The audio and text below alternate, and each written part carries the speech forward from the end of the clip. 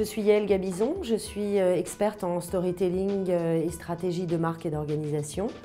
Je travaille aujourd'hui sur deux grandes méthodologies qui sont le storytelling et la créativité pour les organisations, les dirigeants et les marques. Le storytelling, ce n'est pas pour les politiques. C'est effectivement utilisé par les politiques, mais ce n'est pas que pour les politiques. Le storytelling, à la base, c'est quand même une technique de communication. On connaît bien la technique d'oral du storytelling, c'est-à-dire que plein de gens se forment et essayent d'acquérir une facilité, une aisance à l'oral grâce à cette méthodologie-là. En revanche, ce qu'on sait moins, c'est que le storytelling est une technique d'écrit très puissante.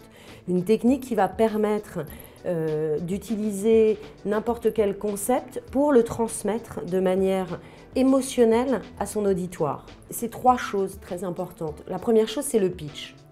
Ce qu'on appelle un pitch en langage d'auteur, c'est la petite phrase, le message qui contient l'idée qu'on a envie de vendre. Et ce pitch, il s'écrit et il se construit de manière très précise, très technique. Ça, c'est la première chose. La deuxième chose, c'est ce qu'on va appeler le schéma narratif, c'est-à-dire le plan. Comment on va orchestrer l'histoire, comment on va la mettre en scène, comment on va la structurer. Ça, c'est la deuxième chose.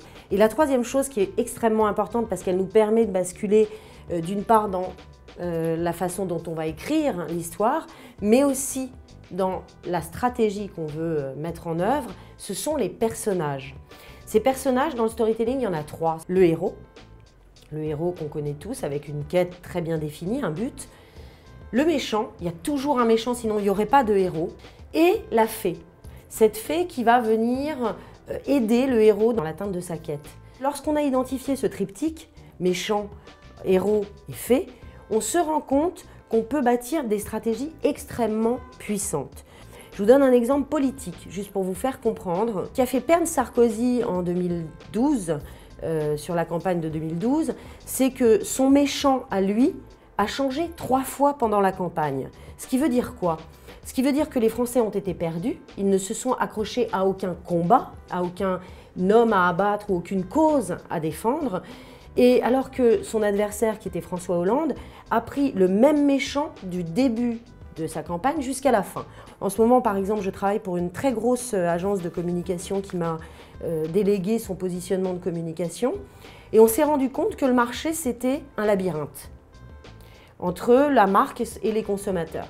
Et que le rôle des agences de communication médias sur le marché, c'était de trouver le meilleur chemin entre la marque et ses consommateurs. Le fait de l'expliquer comme ça nous a permis d'identifier un certain nombre d'acteurs autour du marché, de héros, qui nous ont permis de comprendre quelle était la posture idéale pour cette agence. Une fois qu'on a identifié les acteurs en présence, la façon dont ils se battent sur le marché, on peut très bien et très vite comprendre qui on est et quelles sont nos armes, et si on est compétitif par rapport aux autres. Donc l'histoire, en réalité, c'est la manière la plus juste et la plus simple de partager des choses compliquées.